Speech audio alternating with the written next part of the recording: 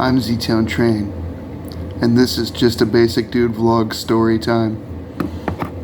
Let's see how this turns out. I wonder how this is even gonna look. I'm super curious, but I'm not gonna change it. This video is gonna go right up. And I decided that for the first story time, we're gonna tell a scary story. When I was about 19 years old, I was living with the finest people I've ever met in my life. My best friend in the world still to this day, even though I really need to fix that relationship. I would take a bullet for him, my best friend, and his mom, whom I love insanely, and I just don't know what's wrong with me that I'm not talking to people so much these days. I'm working on it, I'm trying. Anyhow, we lived in this house with we had some other guys in and out, two major players. So my best friend, his name's Mud, and two major players in this story that were also living with us are Big Nick, who's a big, strong Viking Norwegian whom I also love, and Skinny Nick, who is a skinny Native American kid.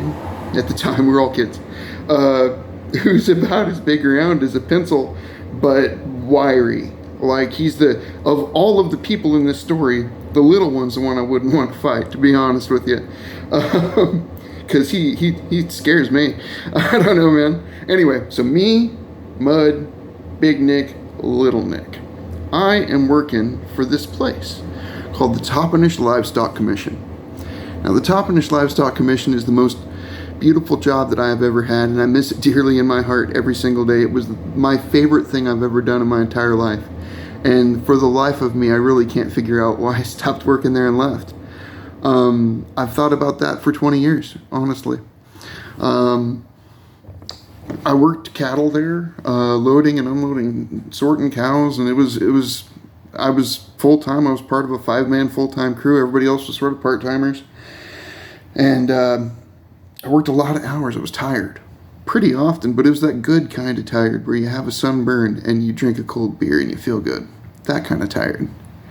And came home one night, and my friends were all out at the bar. It was a Thursday night, and I remember it specifically because everybody had showed up to ask me if I would go to the bar. They came to my job, and they were like, "Hey, man, going to the bar this night?" Like, "Oh, man, I worked like 50 hours this week, so I'm going to go home and I'm going to go to bed." And the crazy thing about it, so I knew the boys were at the bar. And I don't know, there wasn't anybody else in the house. It was just me that night. It was interesting because Mud's mama lived with us too. We lived with her, really. It was her house. We just took it over and fraternized it. So she had... she must have been off doing work somewhere. She used to do a lot of work trips. So it's just me in this house. And this house is on the backside of a place called Toppenish, Washington, in the middle of a cornfield. And on its best day, it was kind of spooky. Like, it was weird. This isn't the only ghost story from this house. So I get home that night, and I used to have a habit of, I would come in, get cleaned up, I would listen to the radio, and because we didn't really get TV reception out there, to be honest. Like, we built, the antenna is a crazy story. Well, I'll tell you the story about me and Mud building an antenna one day for the TV. It involved Copenhagen lids for some reason. It was great. Anyway, so my boys are at the bar, Sandy's at work, and it's just me at the house after working like 12 hours. So that sort of, to some people, this makes the story suspect. But I promise you I was in my right mind completely. Came in, got my shower, got cleaned up, laid out on the bed. This room was kind of just my room, even though it was me and Mud's room. Mud slept on the couch in the living room a lot. And so it was just me in this room a lot of the time. And that was good because I worked so much I was sleeping. I used to read books before I'd go to sleep. So I'm laying there reading this book, listening to the radio, kind of about half in and half out. And I look up, and I had the door shut so that when the boys came home from the bar, they wouldn't wake me up that night. Usually the bar closed about midnight those days anyway on a Thursday. So I had the door shut.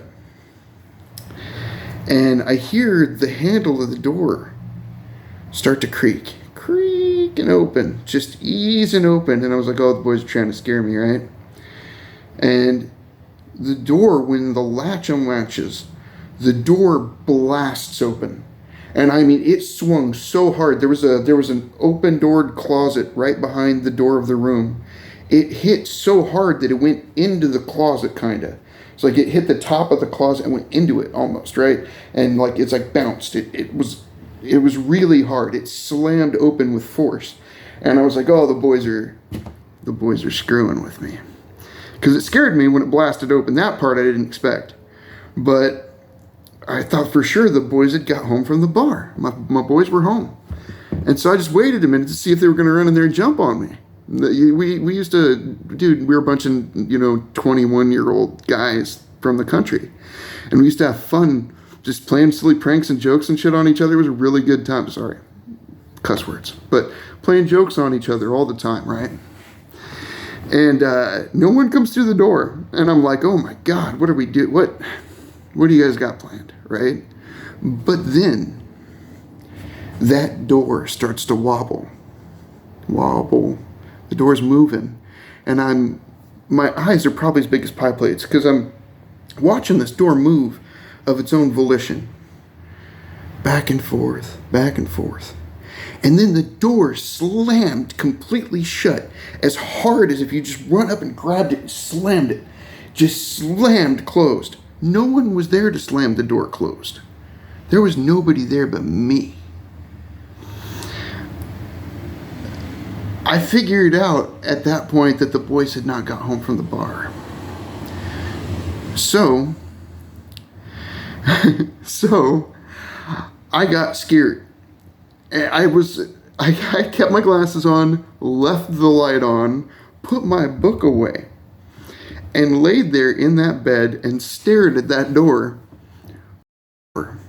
An hour later, I heard the trucks pull in, and the guys all came piling in, kind of half lit up, weekday drunk, not weekend drunk, just a little drunk. The boys come in, and they come piling through the house, Mud sees my light on. He comes in there, pops the door open. Oh, hey, buddy, how you doing? Burr, burr, burr.